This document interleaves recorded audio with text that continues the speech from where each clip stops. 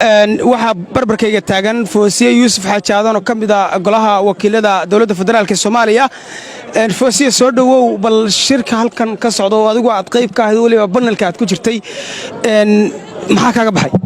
runtii bismillaahi raxmaani raxiim shirkan wuxuu shir aad u qiimo badan aadna loogu baahnaa rajaynayna inay midho ay ka soo baxaan lagu faa'iido marka shir madaxdii waddanka oo dhan isugu timi oo si intii qori iyo xabad la isla dhici lahaa maxay ahayd dood furan oo qalbi furan maaragtay lagu wada jiro oo qof waliba ra'yiga uu qabo uu sheegayo ayuu ahaa waxaanan isleeyahay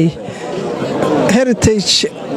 intii shirar ay leeyihiin aan tagayo kii ugu sarreeyay weeye hambalyaan leeyahay heritage waxaa kaloon hambalyo leeyahay madaxweyne deni iyo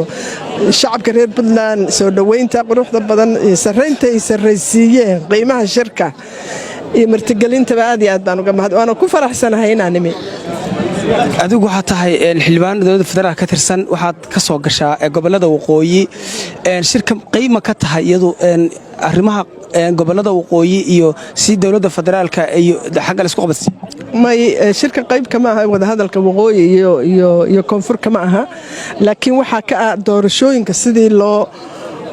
qaban lahaa oo xoogaa la isku hayo habraaca heshiiskii maaha habraaci marka tiina waxaad moodaa wada hadalkii waa socdaa waliba wax meel islama gaadhin laakiin waa arrin aan kollayba loo baahnaa in laga hadlo waana la bilaabay wada hadalkiis adiga Foosiye ahaan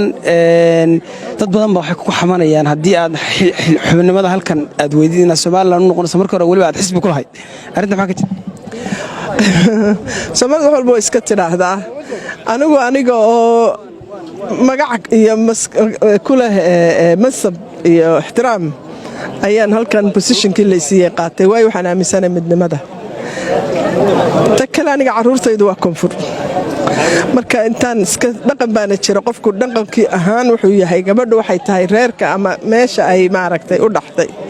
marka aniga siyaasiyan waxaan ku dadaalay hataa haddaan Hargeysa tago waa magaaladaydii aan jeclaan ku dhashay oo maaragtay mandheertaydii taal waxaan jeclahay inaan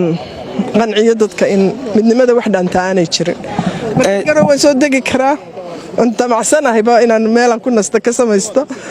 maxay tahay Hargeysa tagi karaa Muqdisho joogi karaa waa isugu kaymid maaragtay adigu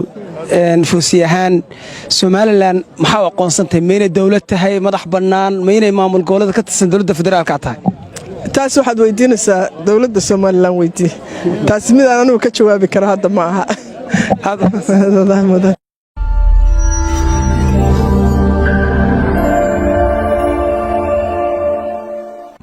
Salaam Bank wuxuu kuu fududeynayaa adeegsiga kaaftoon adigoo si fudud u dhigan kara ugalana bixi kara lacagta akoonkaaga.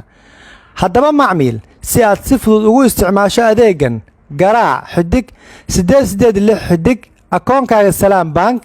xidig lacagta aad dhiganayso afar gees. Geli macluumaad sida magac ama faahfaahin.